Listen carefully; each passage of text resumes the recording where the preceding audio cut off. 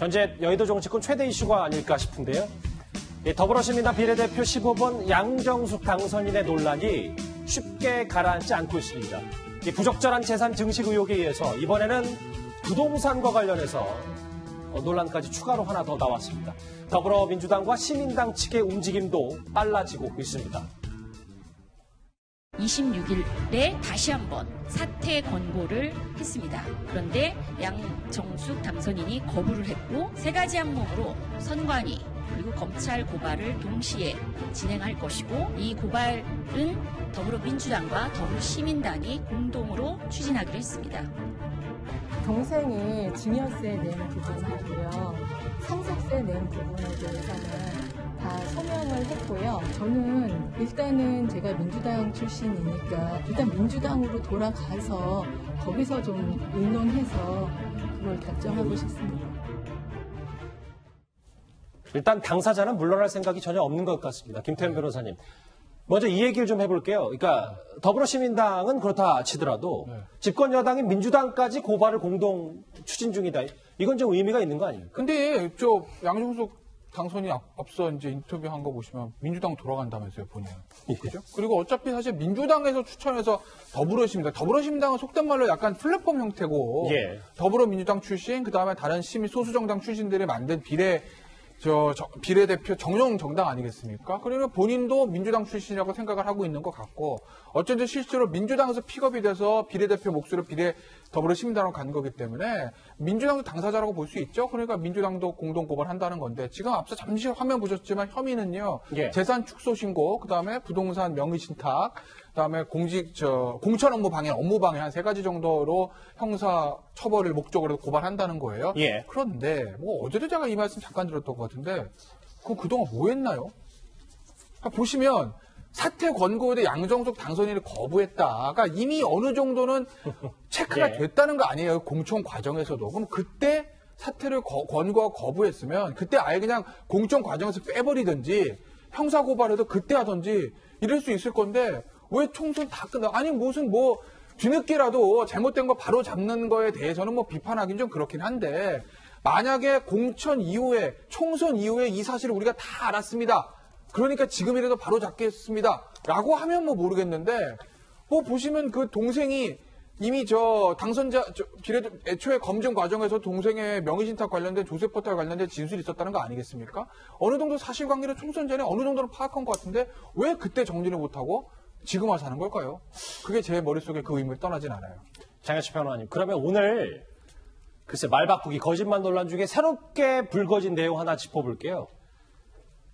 대화가 있는데 용산 오피스텔 매입 의혹입니다. 좀 자세한 설명이 필요할 것 같은데요. 네, 이게 KBS 보도를 통해서 밝혀진 내용인데요. 해당 보도에 따르면 양정숙 당선자가 2008년에 여동생 명의로 용산의 고급 오피스텔 분양을 받았다고 합니다. 근데 양 당선자는 여동생이 다 무통장 입금하고 세금까지 낸 거라고 했는데, 양 당선자의 남동생은 그 실소유주가 다름 아닌 양정숙 당선인이라고 밝혔거든요. 그런데 지난 2017년 7월에 여동생 거라고 했던 그 오피스텔에 양정숙 당선자가 들어가려고 하면서 열쇠 수리공 불러서 문을 쉽게 말하면 따버리려고 합니다.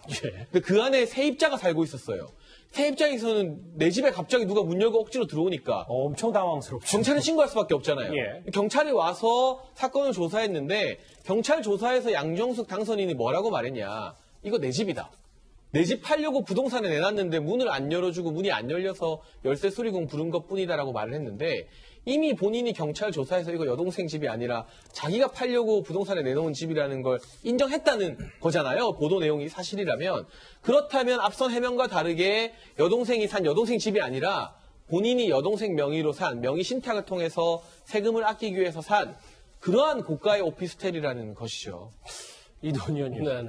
이 정도면은 말 뒤바꾸는 게 너무 쉬운 건 아닌지, 본인이 차명 소유한 걸 스스로 인정한 꼴이 된 거잖아요. 이 문제는 그거보다 조금 더 심각한 것 같습니다. 아까 김태현 변호사가 얘기한 것처럼 지금 세 가지 혐의로 이제 고발하거나 이제 혐의를 받고 있는데, 그 중에서 공직선거법 위반은 사실은 저촉될 가능성이 조금 적었어요. 왜냐하면은 총재산 92억을 신고했기 때문에 재산 형성 과정은 선관위에서 보지 않습니다. 총액만 맞으면은 상관은 없는데, 만약에 지금 용산의 오피스텔이든 아파트든 이거를 제외하고 신고했다면은 그걸 그리고 사명으로 소유했다면은 이 신고 자체가 허위 신고가 되기 때문에 이거는 그 업무방해나 부동산 실명법 위반하고 별도로 선거법 위반으로도 그 기소가 될 수 있는 사안이기 때문에 그런 차원에서 굉장히 그 심각한 것 같고 예. 다른 두 가지 혐의도 잠깐 보면은 이제 업무방해를 시민당과 민주당에서는 어떻게 얘기하냐면 정수장학회 지부장 활동하고 진경준 전 검사장 그 변호와 관련해서 그 부분을 이제 업무방해로 얘기했는데 이 부분은 아마 민주당이 보기엔 굉장히 정체성과 관련된 부분으로 본 것 같습니다. 정수장학회 하면은 역시 박근혜 전 대통령이 상당한 지분을 갖고 있는 그 장학회 아니겠습니까? 이 부분. 그 다음에 진경준 검사장 같은 경우에는 그 부자들끼리 주식 주고받고 친구들끼리 그러면서 그 재산을 불리는 굉장히 서민들이 보기에는 그 분노할 수 있는 행태이기 때문에 그런 점에서 굉장히 그 정체성의 의심을 받았고 그런 차원에서 지금 업무방해, 그 다음에 부동산 실명법 위반, 그 다음에 이제 공직선거법 위반까지 문제가 제기돼서 위기를 맞은 것 같습니다. 글쎄요. 용산 오피스텔 매입 의혹 뭐 차명 소유 건으로 과거에 경찰 조사를 받은 적도 있군요. 이런 양정숙 당선인에게요. 여당은 총선 전에 의혹을 밝히기는커녕 오히려 특혜를 준 상황 아니냐라는 비판도 지금 함께 나오고 있습니다. 소위 뒷배로서의 역할을 했다거나 이런 부분은 제가 이제 들은 얘기로는 저는 이제 양정숙이라는 분을 잘 모르니까 들은 얘기로는 이제 그런 건 아니다. 특정한 사람이 강하게 뭐 추천을 했다든지 또는 봐줬다든지 이런 건 아닌 것 같다. 지금 박주민 의원의 목소리 들었는데 김종욱 교수님 지금 이런 것 같아요. 분위기가 양정숙 당선인에게 뭐 언론이든 뭐 야당이든 면돈날 검증을 하는 것도 아니거든요. 되게 현미경처럼 보는 것도 아닌데 계속해서 의혹이 새롭게 쏟아지는데 그런데도 비례대표의 15번으로 올 이름을 올렸다라는 건 뭔가 뒷배가 있고 혜택이 있는 거 아니냐라는 논란이 계속 나오는 것 같습니다. 말씀하신 것처럼 공천 못 받을 분이 공천을 받았으니까 저는 이거 국회의원직을 혜택이라고 얘기할 정도인가? 대단한 직책인 거죠, 국회의원이. 전 제가 볼 때 민주당이 지금 제가 볼 때 총체적인 문제이고 상당히 곤욕스러울 수밖에 없을 것 같아요. 왜냐하면 민주당의 전반적인 문제가 다 예를 들면 드러난 상황이거든요. 그러니까 검증 시스템이 다 망가졌다는 걸 확인한 거 아니겠습니까? 어떤 형태로든지. 또 처리 과정에서도 마찬가지인데 선거 직전에 알았음에도 불구하고 처리를 또 못했다라는 문제가 있는 거고요.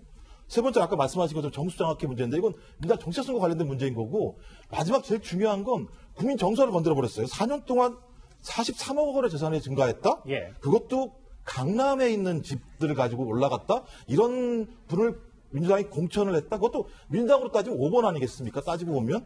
이 심각한 상황이고요. 이런 상황으로 계속 가게 된다면 180석을 얻었지만 민심과 여론이 넘어가게 되면 아무런 소용이 없게 되는 상황인 거죠. 저는 근데 지금 상황에서 저 문제를 다 해결할 수 있을까? 방법이 있을까? 그냥 양정숙 당선인이 전혀 본인 스스로가 사찰 생각이 좀 없다라는 상황 때문에 민주당이 이걸 어떻게 처리할지 제가 볼 땐 국민들이 지금 제가 볼 땐 눈을 바짝 뜨고 지금 지켜보고 있을 것 같습니다. 김태현 변호사님, 화면을 잠깐 보실게요. 글쎄 계속 뒷배 논란이 나오는 이유도 뭐 여기에도 있는 것 같아요. 한 언론 보도에 따르면 뭐 일단 좀 감안해서 들어야 됩니다만 양정숙 당선인이 당 법률위원회에서 활동하면서 도움을 줬다. 뭐 일각에서는 이게 민원 해결사로 몸값 올린 거 아니냐고 하는데 근데 저는 기본적으로 궁금한 게 인권 변호사인데 무슨 뭐 민원을 하고 이게 어떻게 됩니까? 근데 이제 당 법률위원회가 뭐 민주당뿐만 아니라 미래통합당도 있어요. 예. 모든 정당들이 있거든요. 아무래도 정당 활동하다 보면은 여러 가지 뭐 선거 관련이라든지 다른 여러 가지 고소고발 사건들이 있으니까 그걸 해결하기 위해서 이제 변호사들이고 법률위에 들어갑니다. 뭐 거기 들어가는 변호사들 진짜 순수한 마음으로 들어가는 분들도 있고 정치를 하기 위해서 이제 총선 전에 공천을 염두에 둬 들어간 분들도 있어요. 그런데 워낙 변호사들이 거기 법률위원회에 들어가서 당을 위해서 일을 하기 때문에 글쎄 모르겠습니다.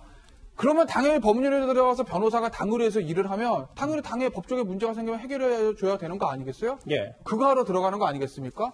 그거 하러 돈도 안 받고 가서 무료 봉사하는 거잖아요. 그러니까 민원 해결사를 하는 건 너무나 당연한 거예요. 예. 그래서 제가 이 말씀 왜 드리냐? 민원 해결사 한 거만 가지고 과연 비례대표 상위 순번을 받을 수 있을까?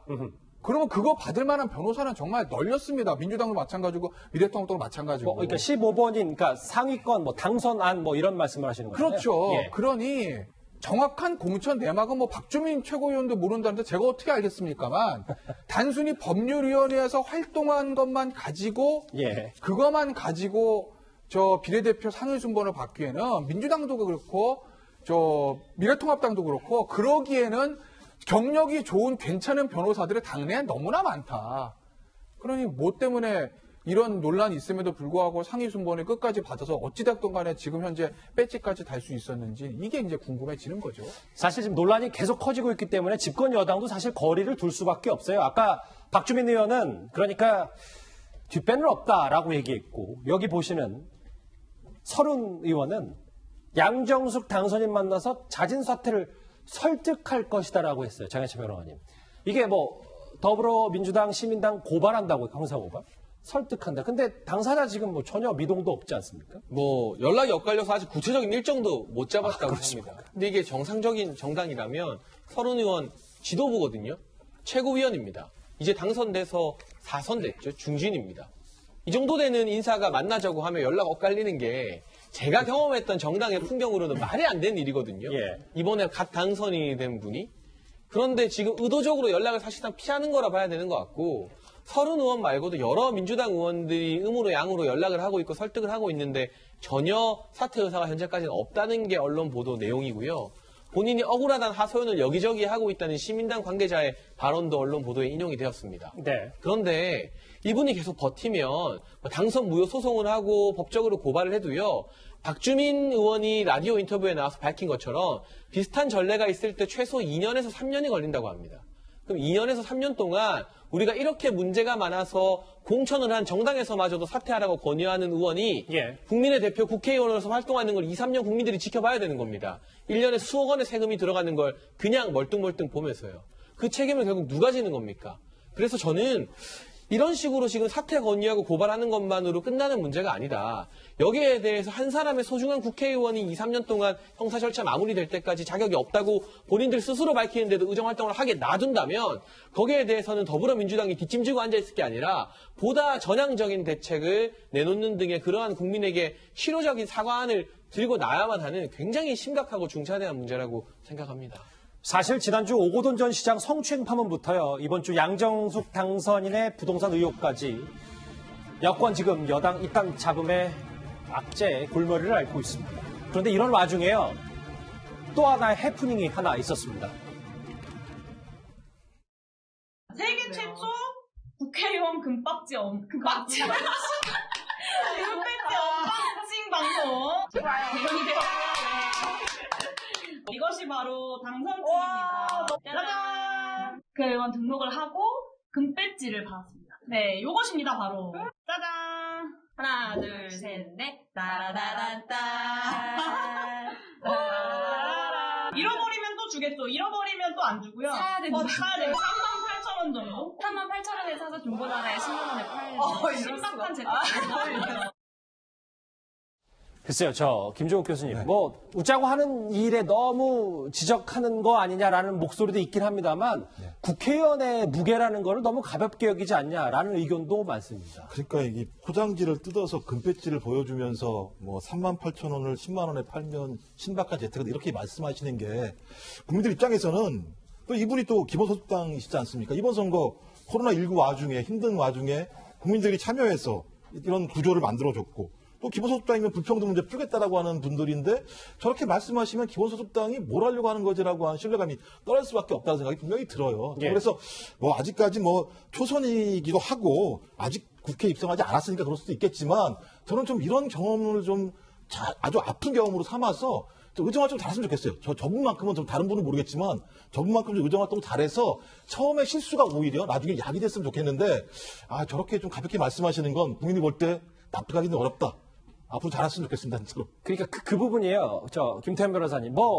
말실수도 할 수도 있고, 혹은 논란이 될 만한, 웃자고 할 수도 있는데, 문제는 그럼 21대 국회의원으로서 의정활동을 똑바로 할 수 있는 능력이 되는지 안 되는지, 저런 영상 하나가 뭔가 신뢰를 무너뜨리는 건 아닌지, 여러 가지 생각들도 듭니다. 저는요, 제가 좀 일어나면 안 되는데 예상 하나 해볼까요? 예. 더불어시민당도 마찬가지고요. 미래한국당, 그 다음에 정의당 순서죠. 비례 순서가 네. 계속 열린민주당 마찬가지고 국민의당 마찬가지고요. 이번에 4년 동안 의정활동 하시잖아요. 모든 당에서 비례대표 출신 의원들한테서 여러 가지 문제가 저는 터질 거라고 봅니다. 예를 들어 말실수, 해프닝. 과연 저 사람의 의원 자격이 있어 하는 것들이 여당이든 야당이든 진보정당이든 보수정당이든 저는 있을 거라고 봐요. 왜? 지금 이번에 비례대표 굉장히 해프닝입니다. 예. 위성정당 창당하는 과정부터 공천 과정까지 코미디도 이런 코미디들이 없어요. 과연 그 당 대표들한테 저는 묻고 싶은 게 당신 회사에서 당신 돈으로 월급 주는 사람 뽑으려면 이런 사람들 뽑겠습니까? 라고 생각하면 저 뽑을 겁니다. 라고 선뜻 말할 수 없는 사람들이 공천을 받은 경우도 저는 꽤 많이 저 개인적인 느낌입니다. 봐서 과연 비례대표란 게 진짜 필요한가? 이렇게 할 거면 이런 생각도 들고 그래서 지금 꼭 비단 뭐 용해인 당선자 문제뿐만 아니라 각 당에 여러 가지 폭탄들이 좀 있는 것 같은데 아마 각 당 지도부는요 비례대표 초선 의원들 관리 아마 잘하셔야 될 겁니다. 그렇지 않으면 엄청난 문제들이 많이 터질 거예요. 그쪽에 비례대표 쪽에서. 이 주제 사실 몇 가지만 짚고 빨리 넘어가려고 했는데 갑자기 뜨거워져가지고요. 장혜진 의원님 말씀하세요. 제가 아주 짧게 뭐 국민의 대표 이런 표현보다 국회의원 한 사람에게 들어가는 직접적인 세금, 국회의원 세비가 1년에 한 1억 4천 정도 되죠. 그리고 보좌진 인건비와 의원실 운영비가 1년에 6억이 들어갑니다. 그러니까 다른 특활비나 의정활동비 빼고요. 순수하게 7억 원 이상의 국민 세금이 이 국회의원 언박싱하는 분에게도 동일하게 다 투입이 되는 겁니다. 그 7억 3천의 무게, 7억 5천, 7억 이상의 무게를 인지하셨으면 좋겠습니다. 알겠습니다. 다들 휴일이라서 좀 단단히 준비를 하고 오신 것 같습니다. 알겠습니다. 관련 소식은 여기서 정리하고요. 다음 주제 넘어가기 전에 지금까지 들어온 댓글 5개를 한 번씩 차례로 만나보겠습니다. 내 집을 동생이 몰래 월세 줬다고 이건 완전 콩가루 집안이다. 비례대표는 없애야 합니다. 자격 미달인 사람들 뭐 하는 건지 정말.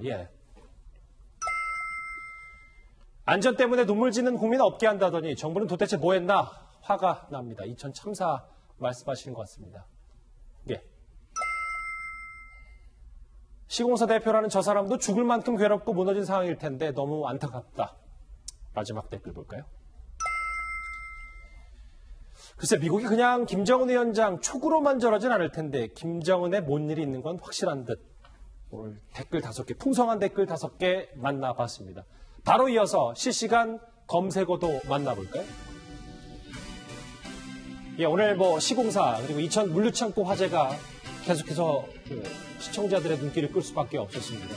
안타까운 사고였는데요. 황금전의 첫날 실시간 교통정보도 있고요. 그리고 배우 김희애 씨의 남편으로 잘 알려진 이찬진 전 대표가 횡령 혐의로 피소됐다는 소식까지 들어와 있습니다. 실시간 검색어 여기서 정리하고요. 다음 주제 이 얘기로 한번 넘어가 보겠습니다.